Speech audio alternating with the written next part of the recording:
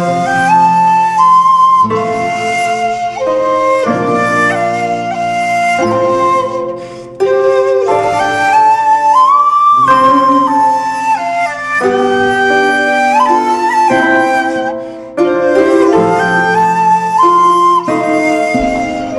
सभी को रंगों के इस पर्व की रंग बिरंगी बहुत बहुत बधाइयाँ, शुभकामनाएं। आप लोगों के लिए बहुत दूर राजस्थान से मंगवाया गया हूँ। कभी देर लगी भैया, मेरे तो शरीर की कई परेशानियां हैं। अब तो फिर भी बाबा रामदेव जी के संपर्क में आकर के दुबला हो गया, वरना बहुत दिक्कतें थी। तालाओ टोरी पे शान मिनी बस टेम्पो भी मुझको बिठाने में बहुत कतराते हैं। ओ बस वाले बस में बिठाते नहीं मुझको, तो रेल वाले माल माल गाड़ी का बताते हैं। रेल में जो बैठ जाऊं यात्रियों बात करे, देखो देखो डब्बे में भूचाल आ रहा है जी। औरतें आपस में गनबतियां करे, हाय हाय गाड़ी में क्या माल जा रहा है। तो मैं तो अगर अच्छी भली रेलगाड़ी में भी बैठूं तो वो भी मालगाड़ी हो जाती है। ये तो मेरे शरीर के साथ दिक्कत है, मेरे तो नाम के साथ ही दिक्कत है, सुरेंद्र यादवेंद्र। जहां भी नई जगह पे जाता हूँ लोग बात समझते हैं जैसे कवियों का कोई जोड़ा आ रहा है, जैसे कल्याण जी, आनंद जी, लक्ष्मीकांत, प्यारेलाल, नदीम, श्रवण। मैं कहा करता हूँ नाम पर ध्यान नहीं देना चाहिए, आदमी का काम अच्छा होना चाहिए। नाम का क्या, नाम तो कई उटपटांग नाम होते हैं, नामों में कई तरह के विरोधाभास होते हैं। मुझे पता है, मैं जब कॉलेज में पढ़ता था तो मेरी कक्षा में मेरे साथ एक लड़की पढ़ती थी। पूरा कॉलेज उसे भुआ जी भुआ जी भुआ जी कह करके चिढ़ाता था। मेरे अलावा मैं नहीं चिढ़ाता था, क्योंकि पूरा कॉलेज मुझे भूपा जी गाँव का एक मेरा मित्र, उसका नाम छेदीलाल था। अच्छा, वो अपने नाम से बड़ा परेशान, लेकिन उसकी पत्नी को बढ़ा रहा हूँ, क्योंकि हमारी भारतीय संस्कृति में विशेष रूप से ग्रामीण परिवेश में आज भी ये परंपरा जीवित है कि न तो अपने पत्नी अपने पति का नाम अपनी जबान से लेती है, न अपने हाथ से कागज पर लिखती है। तो छेदीलाल की पत्नी जब पीहर में होती थी, छेदीलाल को पत्र लिखती थी, उसे बड़ी आसानी थी। वो पोस्ट कार्ड पर, लिफाफे पर, अंतर्देशी परिणाम वाली जगह पे सूर्य से एक बड़ा सा छेद कर देती छेद के आगे छोटा सा लाल से का निशान लगा देती थी। तो पोस्टमैन समझ जाता था कि ये छेदीलाल जी का ही लेटर है, नाम लिखने की जरूरत ही नहीं पड़ती। अब वो छेदीलाल को कुछ, अब देखिए मैं हास्य से व्यंग की तरफ आपको पहुंचाना चाहता हूँ। पिछले कई सालों से इलेक्ट्रॉनिक मीडिया में, प्रिंट मीडिया में, राजनीतिक मंचों पर ये बहस चल रही है। मैं वहां तक आपको पहुंचाना चाहता हूँ व्यंग के माध्यम से। तो उस छेदीलाल को लोगों ने कहा कि यार ये भी कोई नाम है, छेदिया छेदिया छेदिया। मुसलमानों ने भड़का दिया उसको। तो उसने कहा हम क्या करें यार, हिंदू धर्म में तो जो नाम पंडित जी ने रख दिया चल रहा है, इसे कैसे चेंज कर सकते हैं। तो मुसलमानों ने उसे भड़काया कि तू ऐसा कर, मुस्लिम धर्म स्वीकार कर ले, हम तेरा बहुत अच्छा नाम रखेंगे। वो गांव का सीधा साधा अनपढ़ भोला भाला किसान बेकावे में आ गया। बेकावे में आकर के उसने मुस्लिम धर्म स्वीकार कर लिया। मुस्लिम धर्म में उसका नाम रखा गया सुराख अली। उसने कहा नहीं तो वही छेद है, वो हिंदी का था या उर्दू का हो गया, कोई अंतर नहीं पड़ा। तो ईसाइयों ने उसे डांटा, फटकारा, बोले बेवकूफ, तेने धर्म भी चेंज कर लिया, इसके बावजूद तेरा नाम चेंज नहीं हुआ। तू ऐसा कर, ईसाई धर्म स्वीकार कर, हम रखेंगे तेरा अच्छा नाम। वो गांव का भोला भाला सीधा अनपढ़ किसान फिर बेकावे में आ गया। बेकावे में आकर के उसने ईसाई धर्म स्वीकार कर लिया। ईसाई धर्म में उसका नाम रखा गया होलसन। वो टेंशन में, डिप्रेशन में, बोले इससे पीछे ही नहीं छूट रहा है। वो अस्पताल में भर्ती हो गया, डिप्रेशन में आ गया। 15 दिन बाद बाहर निकला अस्पताल से, संयोग से सरदार जी मिल गए। सरदार जी ने कहा यार छेदे क्या हाल बना रखा है। तो उसके मुंह से निकल गया, सरदार जी मैंने जितने भी धर्म थे सब चेंज कर लिए, मेरा इस नाम से पीछा नहीं छूट रहा है, क्या सिख धर्म में मेरा अच्छा सा नाम हो सकता है। तो सरदार जी बोले यार हमारे धर्म में तो एक से एक अच्छे नाम है, जगतार सिंह, करतार सिंह, महिपाल सिंह, अवतार सिंह। उसने सोचा यार यहाँ अपना मामला फिर बैठ सकता है। तो उसने अंतिम रूप से सिख धर्म स्वीकार कर लिया। पर दुर्भाग्य तो दुर्भाग्य होता है साहब, उसे कौन सौभाग्य में चेंज कर सकता है। सिख धर्म में उसका नाम रखा गया गड्ढा सिंह।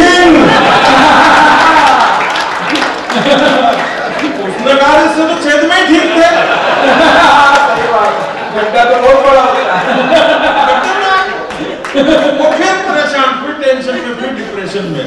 तो एक बुजुर्ग दादाजी से जो 85 साल के थे उनके पास वो गया परेशान होकर के, और उसने कहा कि दादाजी जितने भी दुनिया में धर्म थे मैंने सब परिवर्तित कर लिए, लेकिन इस नाम से मेरा पीछा नहीं छूट रहा है, इसका क्या समाधान हो सकता है?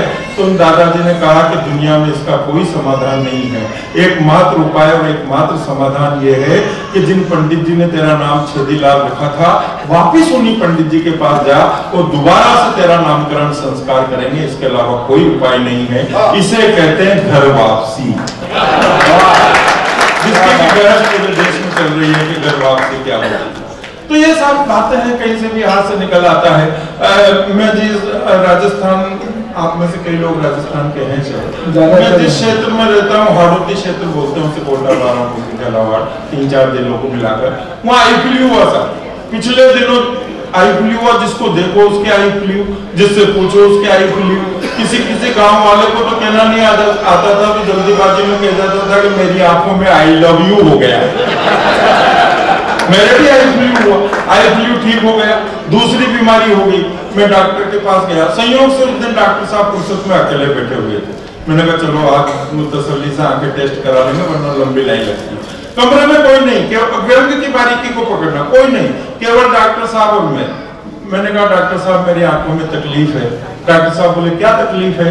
मैंने कहा जी पिछले 15-20 दिन से मुझे हर चीज डबल नजर आ रही है। आप एक डॉक्टर बैठे हुए हैं, मुझे 2-2 डॉक्टर दिखाई दे रहे हैं। डॉक्टर साहब ने ऊपर से नीचे, दाएं से बाएं 5 मिनट तक बड़े गौर से मुझे देखा और फिर बोले कि क्या आप चारों की यही बीमारी है क्या?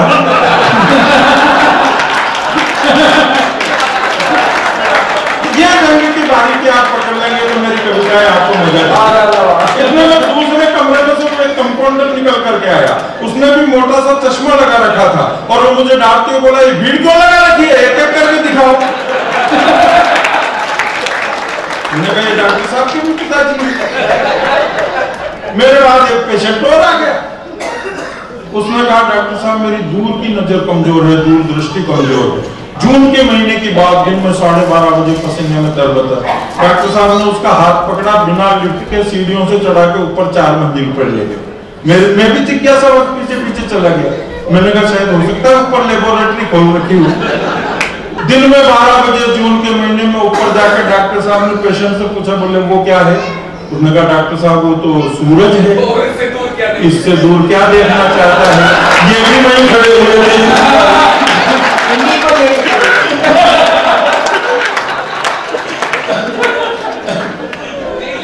डॉक्टरों के बड़े साहब, डॉक्टर से पंगा नहीं लेना चाहिए। डॉक्टर भगवान का रूप इसलिए कहते हैं क्योंकि भगवान नाराज हो जाता है तो डॉक्टर के पास भेज देता है, और अगर डॉक्टर नाराज हो जाए इसीलिए कई डॉक्टर तो लिखवा के रखते हैं ऊपर जाने का रास्ता। मेरे एक दोस्त के डायबिटीज थी बहुत ज्यादा, उसके पैर में ठोकर लगी, घाव हो गया, घाव भर नहीं रहा था। उसने दिखाया, कोटा गया, कोटा वालों ने जयपुर रेफर कर दिया। जयपुर के डॉक्टर ने कहा यार ये तो पैर नीला पड़ रहा है, इसमें तो गैंग्रीन हो गया, तेरी जान चली जाएगी, तो पैर कटा लो वरना कम से कम जान तो बच जाएगी। उसने कहा ठीक है, जान बची, जो लाखों पाए, पैर कटवा लिया। जयपुर का नकली वो लकड़ी का जयपुर फूक लगा दिया। 6 महीने बाद चेकअप के लिए बुलाया। उसने कहा कि डॉक्टर साहब ये दूसरा वाला पैर भी नीला पड़ रहा है। बोले यार इसमें भी गैंग्रीन हो गया, कटवाना पड़ेगा वरना जान चली जाएगी। उसने कहा तेरा काम चल जाएगा, कोई दिक्कत नहीं आएगी, पर कम से कम जान तो बच जाएगी। दूसरा पैर भी कटा लिया, लकड़ी का फंसा दिया। 6 महीने बाद फिर चेकअप के लिए बुलाया। बोले डॉक्टर साहब वो दोनों लकड़ी के नकली पैर भी नीले पड़ रहे हैं। तो डॉक्टर साहब बोले यार तेरी तो जीन्स ही कलर छोड़ रही है।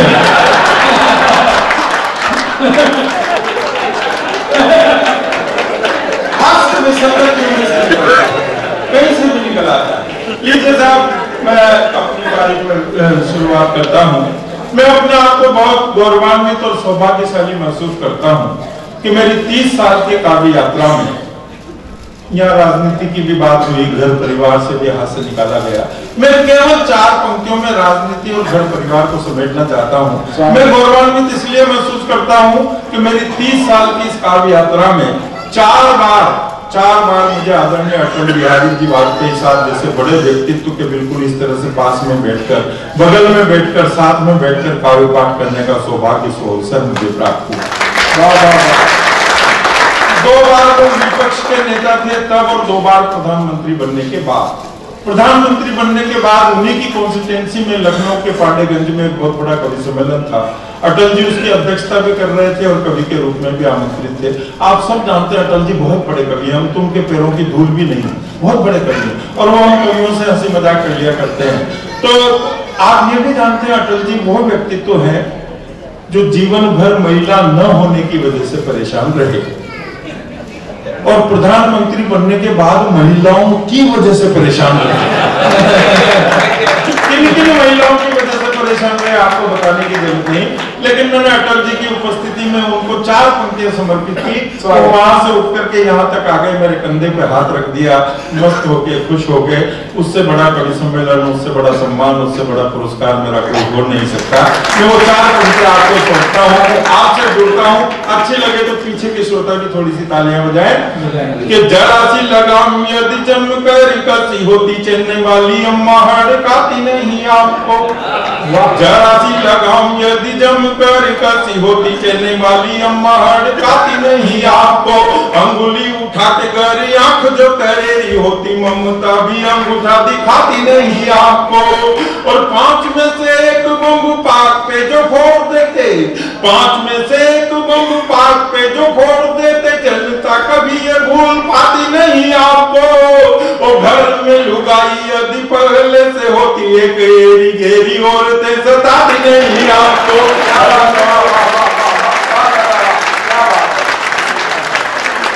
घर में लुगाई यदि पहले से होती एक, घर में जो घर वाली पहले से होती एक एरी गेरी औरतें। ये हास्य का तेवर है। मैं व्यंग के तेवर से आपको जोड़ना चाहता हूँ। जैसे मुजावर भाई कह रहे थे मेरे भी 8-10 एपिसोड बाबा के बात में आए हैं, छोटे छोटे टुकड़े उसमें से सुनाता हूँ आपको कि परिवार के रूप में आप परिवार के साथ बैठे हुए हैं कि शारीरिक मानसिक आर्थिक परेशानियों से हैरान परेशान हम दोनों पति पत्नी एक पंडित जी के पास गए कि श्रीमान है कोई इन समस्याओं का समाधान।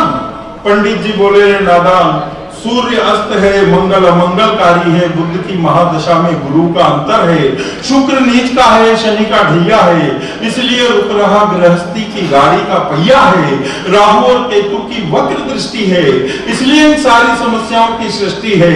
इन सब समस्याओं के समाधान का एकमात्र उपाय है 1.25 महीने तक रोज नियमित रूप से महामृत्युंजय जप के जाप करवाओ। रोज सुबह सुबह 2 बेसन के लड्डू सफेद गाय को और 2 देसी घी में चुपड़ी हुई रोटी काले कुत्ते को खिलाओ।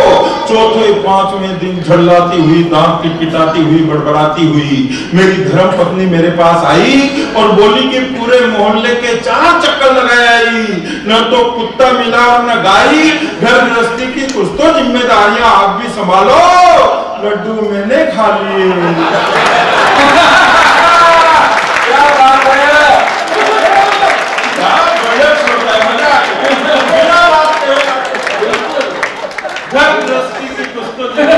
आप भी संभालो, लड्डू मैंने खा लिए, रोटियां आप खा लो। आपने देर तक रात गए तो पीछे रोटी जो बनी होगी नहीं खाएंगे। आप जितने भी श्रोता हैं बैठे, अगर आपका संयुक्त परिवार है और 8 मेंबर उसमें है, 5 साल का बेटा है, 75 साल के दादाजी हैं, मेरा दावा उस घर में 18 मोबाइल जरूर है। एक तो 5 साल वाले बेटे के पास होगा, एक 75 साल वाले दादाजी के पास, बीच की जो पीढ़ी है उसके पास किसी के पास 2 होंगे, किसी के पास 3 होंगे। मैंने रेखांकित किया है बात को, बहुत छोटे से बात। भैया ले जाओ, अब थोड़ा बीच में चाय पानी बंद कर दो, तो पकौड़ों का जमाना आ गया कि एक बंदे ने अकल के अंधे ने इंटरनेट पर लड़की पटाई, इंटरनेट पर ही कर ली सगाई, इंटरनेट पर ही शादी, और तो और इंटरनेट पर ही डिवोर्स हो गया। लड़का और लड़की दोनों खुश कि चलो इस बहाने कंप्यूटर का कोर्स ही हो गया।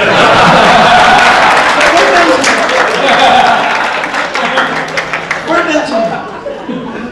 अब ये फिल्मों की बात कर रहे थे, पैरोडियां कर रहे थे मुजावर भाई, फिल्मों में साहब पुराने जो गाने, ये मेरा रंग दे बसंती चोला केवल 15 अगस्त और 26 दिन 2 दिन के लिए हो गया, बाकी 365 दिन तो चोली के पीछे क्या है। बहुत बड़ा परिवर्तन है। पुराने जो फिल्मों में गाने होते थे उसमें कविता होती थी, गीत होता था, पोइट्री होती थी।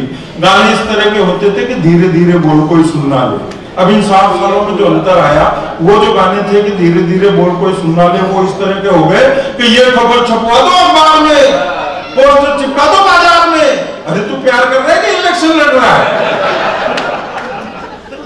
अभी मैं गाड़ी में आ रहा था तो वो ड्राइवर ने कैसेट लगा दी, पुराना गाना मेरा पसंदीदा, पर मैंने गौर से सुना तो मैंने कहा तो बहुत मिस्टेक है, डिफेक्ट है। तो गाना था कि चलते चलते कहीं रुक जाता हूँ मैं, रुकता रुकता ही बैठ जाता हूँ मैं, बैठा बैठा ही लेट जाता हूँ मैं, लेटा लेटा ही सो जाता हूँ मैं, सोता सोता ही फिर उठ जाता हूँ मैं, उठ करके फिर चल देता हूँ मैं। क्या यही प्यार है?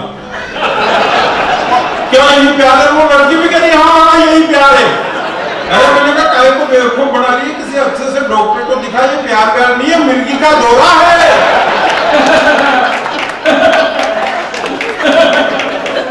वो ऋतिक रोशन का गाना आता है, पता ही नहीं पड़ता गाना शुरू कब हुआ खत्म होगा। एक ही लाइन को 20 बार, मैं तो टीवी बंद कर देता हूँ, इसके अलावा कोई चारा ही नहीं। एक ही लाइन को मैं ऐसा क्यों हूँ, मैं ऐसा क्यों हूँ, मैं ऐसा क्यों, अब तू ऐसा क्यों, हमें क्या पता है? तेरे मम्मी डैडी सब कुछ तो मैन्युफैक्चरिंग डिफेक्ट होगा। गाने आते गोरे गोरे गाल मेरे, मैं क्या करूं? अब ज्यादा ही प्रॉब्लम है तो किराए को दे दे। तालियां वाले बजा तुरंत से लगा। किसी के पास 2-3 मकान होते तो वो भी तो यही करता है। नीली नीली आंख मेरी, मैं क्या करूं? फोड़ ले। पर वो तुमसे आज में टकरा गया, क्यों टकरा गया भाई? अंधा है क्या? सरकाई ले फटिया जाड़ा लगे, जाड़े में बदन बड़ा प्यारा लगे, क्यों गर्मी में क्या दुश्मन लगता है क्या? और फिल्मों में से राजनीति की बात, मेरी इस टिप्पणी को देश के बड़े बड़े नेताओं ने 1-1.5 लाख श्रोताओं के बीच में बोला है। ये मैं केवल कविता नहीं सुना रहा हूँ, कविता की भूमिका है। इसको देश के 25 अखिल भारतीय कवि बोलते हैं, और कई चोटे तो ये लाफ्टर शो के इसकी अंशों को बोलकर रनर और विनर हो गए, लेकिन आज ओरिजिनल आपके सामने आ रहा है। फिल्मों में से राजनीति की बात, इस दिल के टुकड़े 1000 हुए, कोई यहाँ गिरा कोई वहां गिरा। अरे दिल है जनता दल है, बस में नहीं आए निगोड़ी ऐसी जवानी है, जवानी है ममता बनर्जी। कोई कुछ भी लिख देता है, दूध बन जाऊंगी, मलाई बन जाऊंगी, बोतल में डालूंगी, शराब बन जाऊंगी, चटाई बन जाऊंगी, रजाई बन जाऊंगी। तेरे बाप के इरादे बढ़ते पड़ेगी जो बन जाएगी। तो कोई इच्छाधारी नागिन है क्या? फिल्म करण अर्जुन में गाना आया, छत पे सोया का बनोई, मैं तुम्हें समझ के सो गई, और मुझे माफ करना राणा जी, में दीवानी सी हो गई। वाली दीवानी।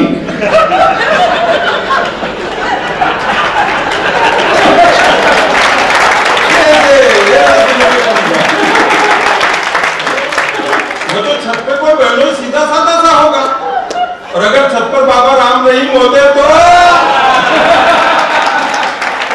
आसाराम जी होते तो, लालू जी की बात कर रहे थे, लालू जी के लिए हमारे कई कवियों ने बड़ी लंबी लंबी कविताएं लिख रखी कि साहब उनके 9-10 बच्चे हैं। हालांकि ये पिछले साल का आंकड़ा है, अभी वो जेल में है, बीच में 2-3 साल पहले भी जेल में रहे थे, और जेल के ताजा आंकड़े मुझे पता नहीं। लेकिन लालू यादव ऐसे विश्व के पहले इंसान नहीं है जिनके इतने सारे बच्चे हों। आपने एक महाभारत सीरियल देखा था, उसमें एक धृतराज जी थे, लालू जी के तो 9 ही उनके 100 थे, और 100 भी जब वो अंधे थे तब, और अगर दिखता होता तो फिर सिर्फ 2। कोई कुछ भी लिखता है ऐसा, वो एक टुकड़े को तो पूरा सदन अपने आप ताली बजा देगा। एक पिक्चर में माधुरी दीक्षित 2.5 फीट उछल करके गाती, मेरा पिया घर आया हो राम जी, मेरा पिया घर आया हो राम जी। मैं अरे तो इसमें इतना उछल कूद मचाने की क्या जरूरत है? सबके पिया घर पे आते हैं, इसका पड़ोस में जा रहा है। इन सब गानों के पीछे, इन सब बातों के पीछे जो मैसेज, जो संदेश मैं अपनी कविता के माध्यम से समाज तक देना चाहता हूँ, पूरे देश में और देश की सीमाओं के बाहर विदेशों में, जिस कविता को बहुत प्यार दुलार मिला, जिसने इतना सम्मान दिलाया, वो कविता आपके बीच में रखता हूँ। जहाँ जहाँ बात आपको अच्छी लगे, सच्ची लगे, इसी तरह से आपका प्यार दुलार आशीर्वाद चाहता हूँ। सुनिएगा कि फिल्म राम तेरी गंगा मेली की चर्चित अभिनेत्री मंदाकिनी, फिल्म राम तेरी गंगा मेली की चर्चित अभिनेत्री मंदाकिनी, दाऊद इब्राहिम की अर्धांगिनी, मेमन बंधुओं की भौजाई से हमने पूछा री भाई बहुत दिनों से तेरी कोई फिल्म ही नहीं आई। हमने पूछा जी भाई बहुत दिनों से तेरी कोई फिल्म ही नहीं आई। जनता तड़पड़ा रही है अपनी आंखें सेकने के लिए और तुझे झरने के नीचे नहाते हुए देखने के लिए। जनता तड़पड़ा रही है अपनी आंखें सेकने के लिए और तुझे झरने के नीचे नहाते हुए देखने के लिए, क्योंकि फिल्म का पर्दा सिर्फ करने का पर्दा है, बाकी महा सब कुछ बेपर्दा है। पर्दा शब्द का प्रयोग या उपयोग किसी भी चीज को ढकने के लिए काम में लाया जाता है सर, लेकिन ये टीवी और फिल्म के पर्दे उघाड़ने के लिए काम में लाए जाते हैं। जो काम पर्दों के पीछे होने के थे वो पर्दों के ऊपर हो रहे हैं। तब बात करता हूँ कि पर्दा चाहे छोटा हो या बड़ा, टीवी का हो या टाकीज का, पर्दा पर्दा नहीं है, एक गुसल घर है जिसके हवस की खाई पर इस पूरी पीढ़ी के फिसलने का डर है। अच्छी बात करके आपकी अच्छी तालियां आनी चाहिए। पर्दा पर्दा नहीं है, एक गुसल घर है जिसके हवस की काई पर इस पूरी पीढ़ी के फिसलने का डर है। बेशर्मी का साबुन है, बेशर्मी के झाग हैं, शावर के पानी में सेक्स की आग है, भारत की ढपली में पश्चिम की राग है और सभ्यता के टावल पर अनगिनत दाग है, और संस्कृति अंडरवियर बनियान की तरह कुटी पर टांगी हुई है। लाज और शर्म शैम्पू की तरह पड़ोसी से मांगी हुई है। लाज और शर्म शैम्पू की तरह पड़ोसी से मांगी हुई है। जो भी इस गुसल खाने में जाता है टोटी बोलता है, बस एक ही गाना बोलता है कि चोली के पीछे क्या है। इस तरह के कई गाने बने सर और सारे हिट हुए, फेमस हुए। और ये कविता मुझे इसलिए लिखनी पड़ी, मेरा 5 साल का बेटा स्कूल से पढ़ करके घर लौटा, मुझसे बोला कि पापा तुरु रुरु रुरु रुरु तुरु तुरु कहां से करूं मैं प्यार शुरू। मैं नहीं बताऊं उसको, और वो 5 साल की उम्र में। इस टीवी ने छोटे छोटे बच्चों को इतना एडवांस कर दिया साहब, इतना एडवांस कर दिया कि छोटे छोटे बच्चे इसे लाजवाब जवाब देते हैं कि जिसका कोई जवाब ही नहीं। मेरे बेटे के स्कूल में मैडम ने उससे कहा कि बेटे ऐसा कोई वाक्य बताओ जिसमें भूतकाल, वर्तमान काल और भविष्य काल, तीनों काल एक वाक्य में एक साथ आ जाए। तो उसने छूटते ही जवाब दिया कि मैडम 100 साल पहले मुझे तुमसे प्यार था, आज भी है, कल भी रहेगा। ऐसे ऐसे लाजवाब जवाब देते हैं। प्रश्न ऐसे उठपटांग करते हैं कि बड़े बड़े बुद्धिजीवी निरुत्तर हो जाते हैं। एक दिन मेरे बेटे ने मुझे से पूछ लिया, बोले पापा आपकी शादी हो गई? मैंने कहा हो गई। उसने तुरंत दूसरा सवाल डाल दिया, बोले पापा आपकी शादी किससे हुई? मैंने कहा बेटे मेरी शादी तेरी मम्मी से हुई। और बोला पापा आपने भी गजब भी कर दिया, हल्दी कर दिया, घर के घर में शादी कर दी। कि जो भी इस गुसल खाने में जाता है टोटी बोलता है, बस एक ही गाना बोलता है कि चोली के पीछे क्या है। ये गाना भी एक अजीब पहेली है जो सुलझ ही नहीं पा रही है, और 3-3 पीढ़ियां इस गाने को जन गण और मन की तरह से गा रही हैं। पिछले कई दिनों से यह प्रश्न हर आम आदमी के पीछे भागता है। दूध पीता बच्चा अपनी माँ का आंचल पकड़कर सवाल डालता है कि चोली के पीछे क्या है।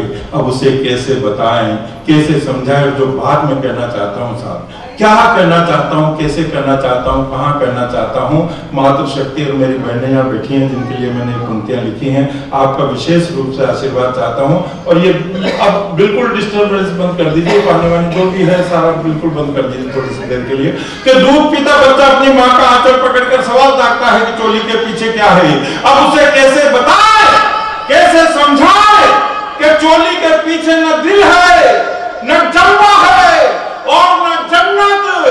अरे चोली के पीछे अमृत है, अमृत, वो अमृत जिसे पीकर के बच्चा बड़ा होता है, जिसे पीकर ये समाज, ये देश, ये राष्ट्र खड़ा होता है।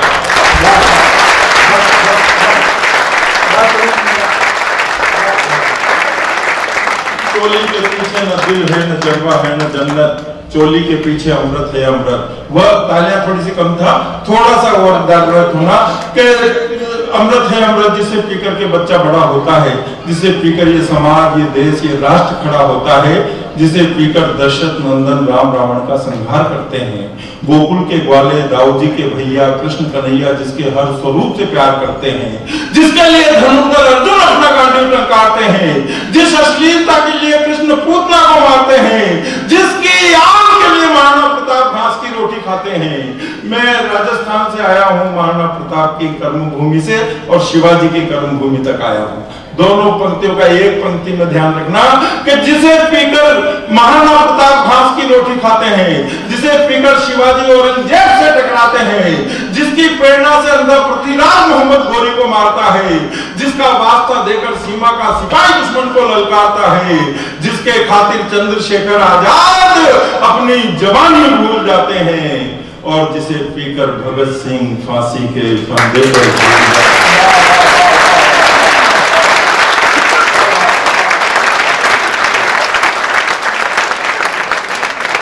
देखिए, कुछ लोग अभी भी तालियां नहीं बजा रहे हैं। अगर आप नहीं बजाएंगे तो मैं मुन्ना भाई को बुला लूंगा।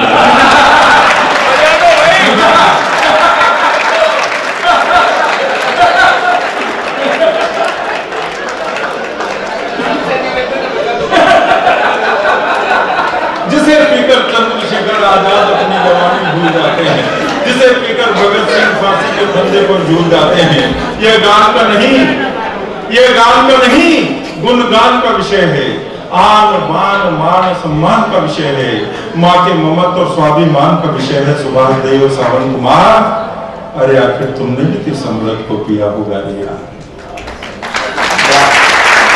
अरे आखिर तुमने भी किस अमृत को पिया होगा रे यार। और अगली आधी पंक्ति, जिस आधी पंक्ति को लिखने के लिए मैंने शब्दों का इतना लंबा चौड़ा ताना बाना बुना, इतनी लंबी कविता लिखी, इतनी सारी बकवास आपके सामने की, मेरी सारी बकवास, सारी बदतमीजियों को इस आधी पंक्ति पर न्योछावर कर देना, माफ कर देना साहब। जिस आधी पंक्ति को लिखने के लिए मैंने ये पूरी कविता लिखी है, इतिहास का वो पन्ना आपके स्मृति पटल पर हो जिसकी की चर्चा मैं इस आधी पंक्ति में कर रहा हूँ, जिसको लिखने के लिए मैंने पूरी कविता लिखी है।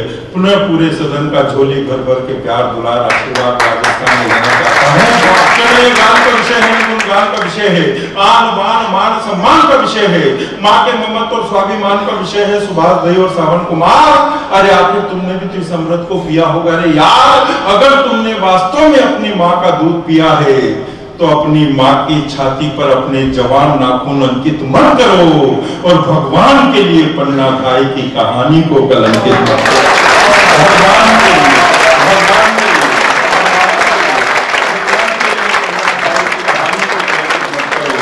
चोली के पीछे वात्सल्य का दूध ही रहने दो, हवस का जहर मत करो, हवस का जहर मत करो। मैं एक छोटी सी कविता, अब आप उस काबिल हो गए हैं कि मैं वो कविता सुनाऊं, नहीं मेरे अनुरूप हो गए हैं आप। हाँ, तो एक बहुत जरूरी कविता मैं आपको सुनाना चाहता हूँ। एक बार की घटना नवनीत में बताता हूँ। आज से 14 साल पहले मैं कलकत्ता के कला मंदिर में संचालन कर रहा था। हाँ। और जगदीश सोलंकी जी उस टीम में थे, बाकी सब कवि हास्य के थे। तो जब जगदीश सोलंकी जी देशभक्ति की कविता पढ़ने लगे तो एक श्रोता बीच में खड़ा हो गया और उसने कहा कि आज ये होली का कवि सम्मेलन है, होली का माहौल है, हास्य का कवि सम्मेलन है, आप देशभक्ति की कविता मत करिए। तो उस दिन मेरे मुंह से एक टिप्पणी निकली थी कि आदरणीय, ठीक है होली का मस्ती का कवि सम्मेलन है, मस्ती खूब की हमने, लेकिन क्या आपको ये जानकारी है कि जिन रंगों से आप होली खेल रहे हैं या खेली है ये नकली रंग है, ये गुलाल लाल पीले नीले, और ये आप नकली होली भी तब खेल पा रहे हैं जब वहां पर सीमा पर हमारे फौजी असली खून की होली खेलते हैं, तब जाकर कहेंगे नकली होली।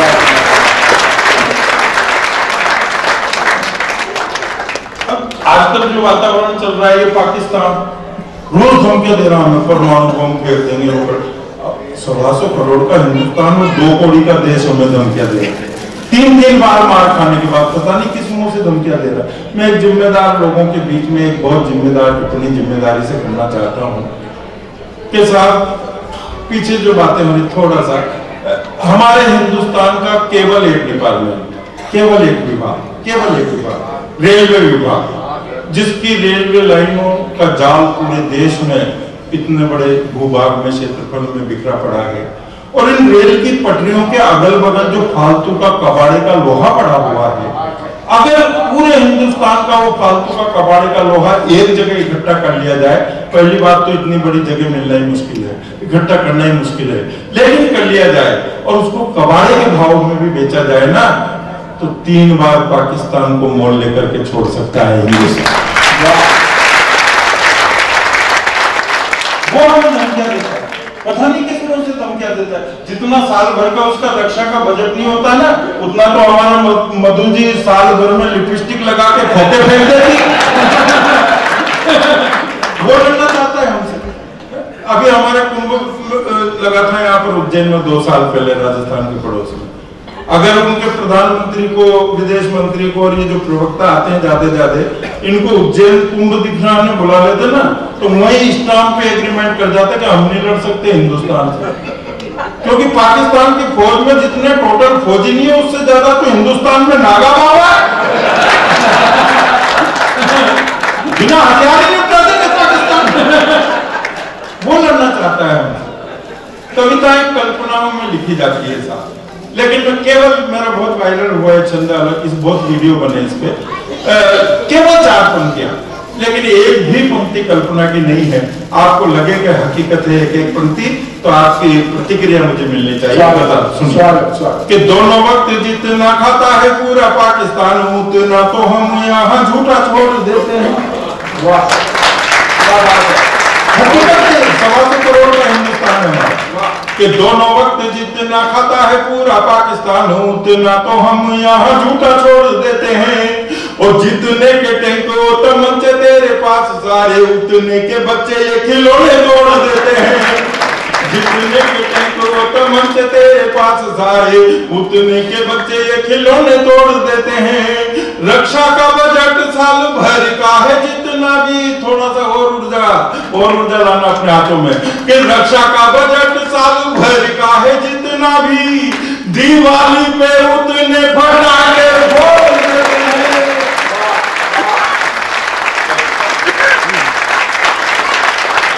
उन्हीं ने धोखे से सोते हुए हमारे 18 सैनिक मारे थे साहब।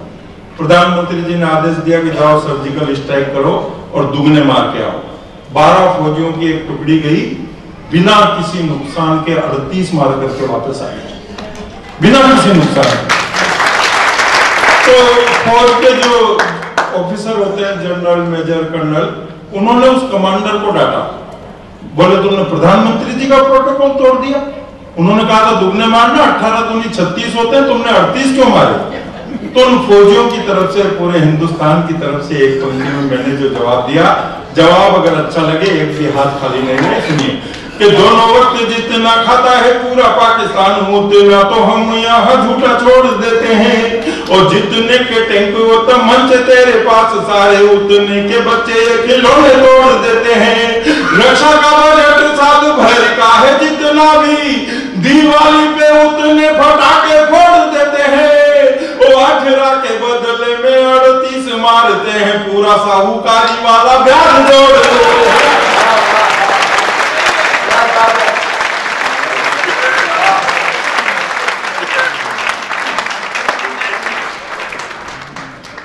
एक कविता विशेष जो मैंने भूमिका पहले बनाई थी कि जिनकी वजह से हम ये कार्यक्रम कर पाते हैं, आप तालियां बजा रहे हैं, कविताएं सुन रहे हैं, हम कविताएं सुना रहे हैं, उन सैनिकों, उन फौजियों की वजह से। -45 डिग्री सेंटीग्रेड टेम्परेचर में 25,000 फीट की ऊंचाई पर सियाचिन के बर्फ के पहाड़ों में 80-80 किलो गोला बारूद असला अपने कंधों पर टांग करके वो इस देश की सीमाओं की चौकीदारी, चौकसी और रक्षा करते हैं, तब जाकर के हिंदुस्तान चैन की नींद सो पाता। भरी जून की गर्मी में +55 डिग्री सेंटीग्रेड टेम्परेचर में रेगिस्तान के रेतीले टीलों पर, पहाड़ों पर वो लोग इस देश की चौकीदारी करते हैं, तब जाकर के हम ये उत्सव, ये त्योहार मना पाते हैं।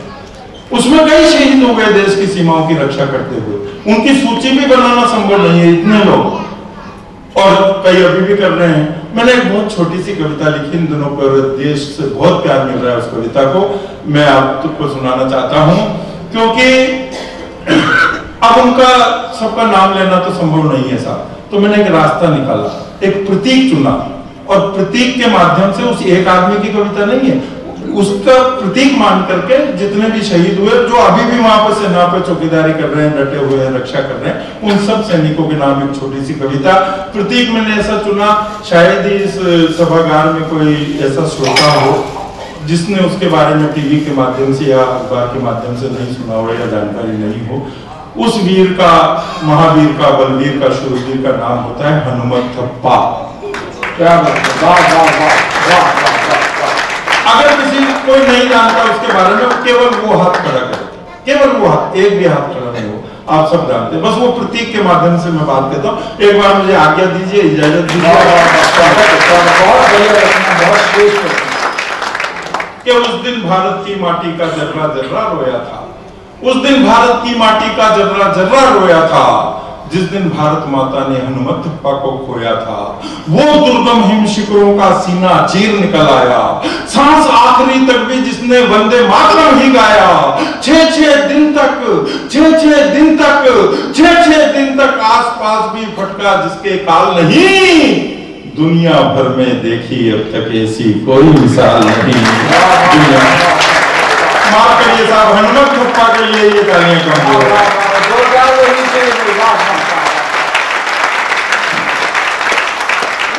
भाई साहब जो मोबाइल चला रहे हैं पीछे दोते हैं और जिन्होंने तालियां नहीं बजाई, मैं निवेदन करना चाहता हूँ हाथ जोड़कर, मैं कोई कविता नहीं सुनाता हाथ जोड़कर, और एक निवेदन आपसे करना चाहता हूँ।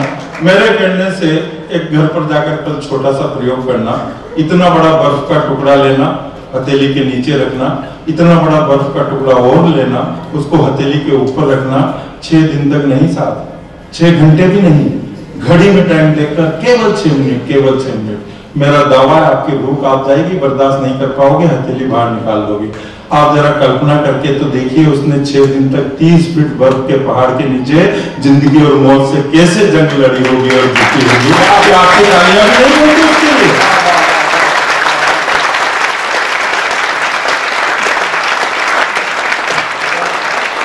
पूरा विश्व रिसर्च कर रहा है, शोध कर रहा है कि ये हुआ कैसे। अन्न का दाना तो बहुत कोसों दूर की बात है साहब, जहां ऑक्सीजन नहीं, 6 दिन तक कोई आदमी कैसे जिंदा रह सकता है। ये मेरा नहीं, विदेशी वैज्ञानिकों का कहना है कि ये कोई चमत्कार से कम नहीं है। मेरा कहना तो ये कि चमत्कार से कम नहीं, चमत्कार ही है। और ऐसा चमत्कार मेरा कहना यह है कि आज दिन तक के इतिहास में चीन, जापान या पाकिस्तान की फौज में न तो हुआ है और न हो सकता है। ये चमत्कार यदि कहीं हुआ है तो सिर्फ हिंदुस्तान की सरजमीन पर ही हुआ है और आगे नहीं हुआ।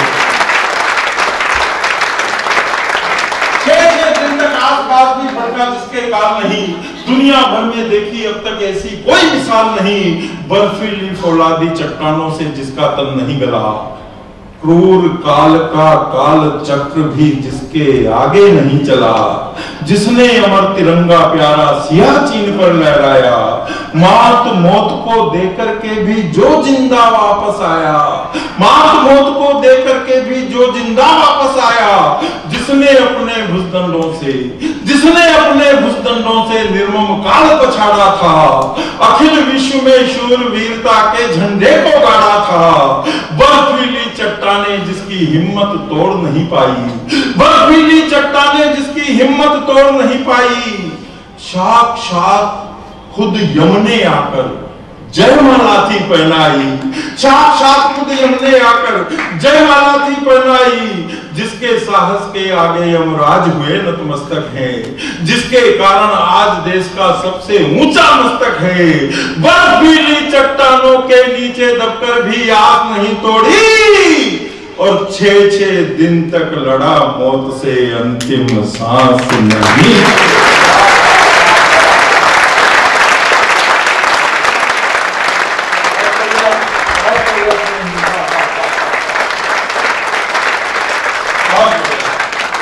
जरूरी होता है। बर्फीली चट्टानों के नीचे दबकर भी आस नहीं तोड़ी, 6-6 दिन तक लड़ा मौत से अंतिम सांस। मैं दूसरे दिन ये कविता लिख रहा था साहब, इस घटना पे टीवी पर डिबेट आ रही थी, बहस आ रही थी, मैं कविता लिख रहा था। देश के बड़े बड़े राजनेता बैठे हुए थे, बड़े बड़े डॉक्टर बैठे हुए थे, बड़े बड़े वैज्ञानिक बैठे हुए, वो आपस में बहस कर रहे थे। किसी ने कहा फेफड़ों में पानी भर जाने की वजह से यह हादसा हो गया, किसी ने कहा ऑक्सीजन की कमी की वजह से दुर्घटना होगी। वो देश के बड़े डॉक्टर हैं साहब, बड़े वैज्ञानिक हैं, वो उनका अपना डायग्नोसिस है। लेकिन मेरा तर्क सिर्फ इतना सा है कि अगर ऑक्सीजन की कमी की वजह से यह हादसा हुआ तो उन 6 दिनों में सियाचिन के बर्फ के पहाड़ों में हो गया होता, वो दिल्ली तक जिंदा वापस नहीं आता। अगर फेफड़ों में पानी भरने की वजह से यह दुर्घटना हुई तो सियाचिन में हो गई होती, वो दिल्ली तक जिंदा नहीं। सही कारण छुपाया गया, सही डायग्नोसिस छुपाया गया। मैं बताना चाहता हूं पूरे हिंदुस्तान की जनता की तरफ से, अगर आपको लगे कि मेरा डायग्नोसिस सही है, मैं जो कारण बता रहा हूं वो सही है, तो बस दो चीजें ध्यान में रखना। उस दिन दिल्ली में 2 बड़ी घटनाएं हुई थी, बहुत बड़ी, और मीडिया से मेरी शिकायत यह है कि ये बहुत बड़ी घटना थी लेकिन इसे आधे घंटे का कवरेज मिला था। दूसरी जो घटना हुई थी जेएनयू में, वो 6 दिन तक लगातार 24 घंटे टीवी पर चली और कन्हैया लाल को हीरो बनाकर रख दिया। बस इस बात को ध्यान में रखना, मेरी पंक्तियां सुनना कि बर्फीली चट्टानों के नीचे दबकर भी आस नहीं तोड़ी। कारण क्या था? बर्फीली चट्टानों के नीचे दबकर भी आस नहीं तोड़ी, 6 दिन तक लड़ा मौत से अंतिम सांस नहीं छोड़ी। पर बाहर आ, पर दिल्ली आ, पर बाहर आ, पर दिल्ली आ, पर बाहर आ, पर दिल्ली आ। जब जेएनयू में अफजल जिंदाबाद सुना, भारत मुर्दाबाद का नारा, पाकिस्तान आबाद सुना। अरे भारत की धरती पर ही जब भारत को मुर्दाबाद कहा, तो इन नारों को सुनकर के हनुमंता जिंदा नहीं रहा।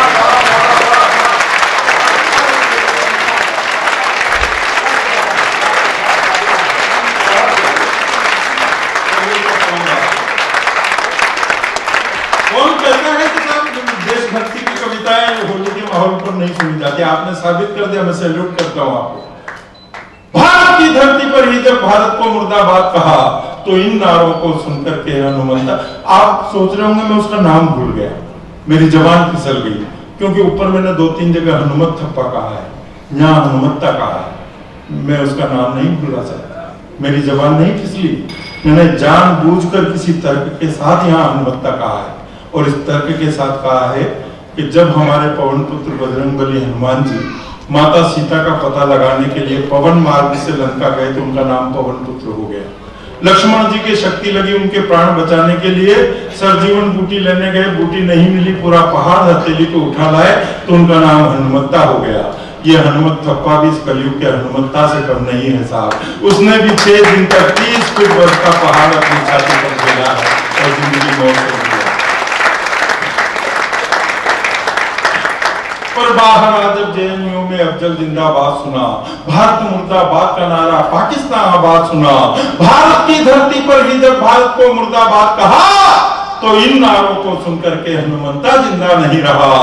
वह जहरीली भाषा सुनकर, वह जहरीली भाषा सुनकर, वह जहरीली भाषा सुनकर आस आखिरी टूट गई, और यह आघात वो सह नहीं पाया, सांस आखिरी आधार को सह नहीं पाया, सांस आखिरी छूट गई। और अंतिम पंक्तियों में इतनी जोरदार बजा देना मेरी कविता के लिए नहीं, सुरेंद्र यादवेंद्र के लिए नहीं, हनुमत थप्पा की माँ के लिए तालियां बजा देना, गिन करके एक श्रोता कम से कम 6, ताकि उसकी माँ को यह एहसास हो कि अगर मैंने अपना सपूत इस देश की सीमा की रक्षा के लिए न्यौछावर किया है, तो मुझे चिंता करने की जरूरत नहीं। हजारों लाखों देश के नागरिक मेरी चिंता करने वाले, मेरा एहसास अपने मन में रखने वाले हैं। सुनिएगा कि पर जेएनयू उस जहरीली भाषा सुनकर आस आखिरी टूट गई, और यह आघात वो सह नहीं पाया, सांस आखिरी छूट गई। हनुमंता वो मरा नहीं है, हनुमंता वो मरा नहीं है, अरे हनुमंता वो मरा नहीं है, उसने मौत को मारा है। शूरवीर वह भारत माता की आंखों का तारा है, उस पर फिले रणबंके से, उस पर फिले रणबंके से, उस पर फिले रणबंके से मौत स्वयं शर्मिंदा है। और हनुमंता हर हिंदुस्तानी की धड़कन में जिंदा है।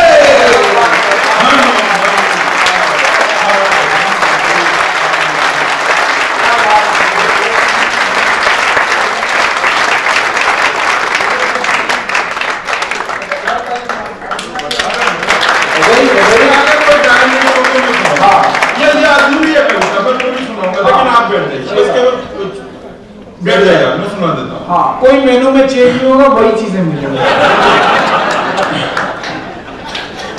ये हमारा हर सैनिक हनुमत्ता है, हनुमत थप्पा है, और क्यों नहीं जीत सकता हमसे पाकिस्तान, मैं बस वो बता दूं, बहुत कम शब्दों में सुनिएगा कि 3 बार पिट चुका है हमसे वो, कि बार बार तुम्हारी हार और हमारी जीत का राज जानना चाहते हो मियां नवाज?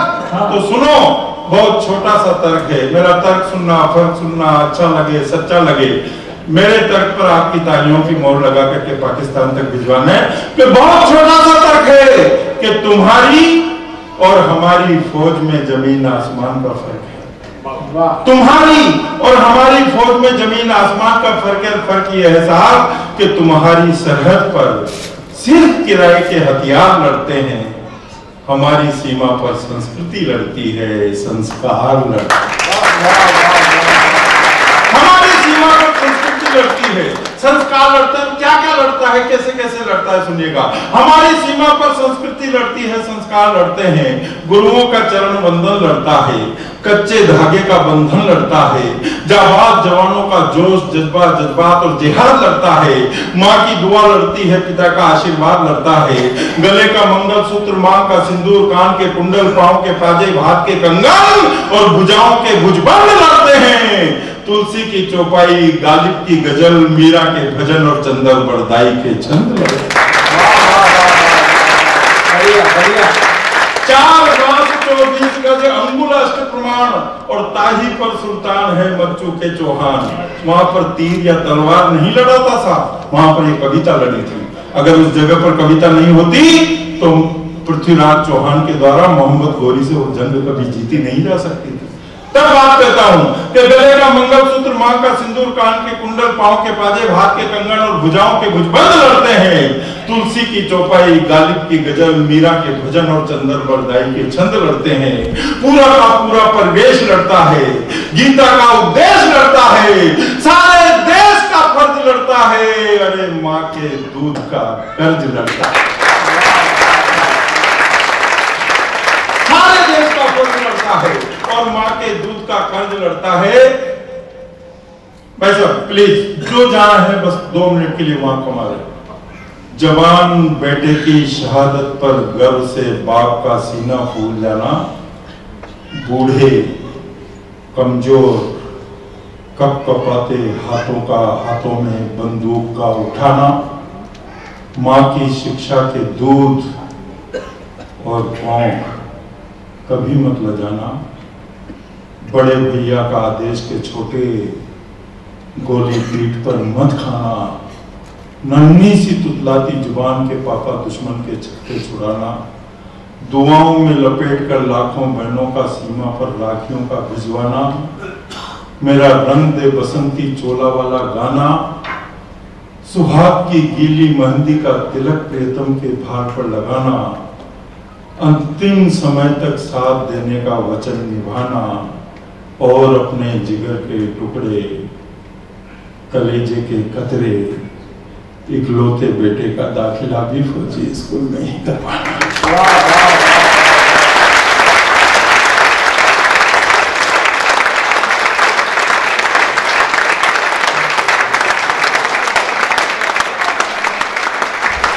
अपने जिगर के टुकड़े, कलेजे के कतरे, इकलौते बेटे का दाखिला भी फौजी स्कूल में ही करवाना, ये संस्कार संसार के किसी बाजार में न तो बेचे जाते हैं और न खरीदे जाते हैं। इन संस्कारों के खेत तो सिर्फ और सिर्फ इस हिंदुस्तानी मिट्टी में ही लहलहाते हैं।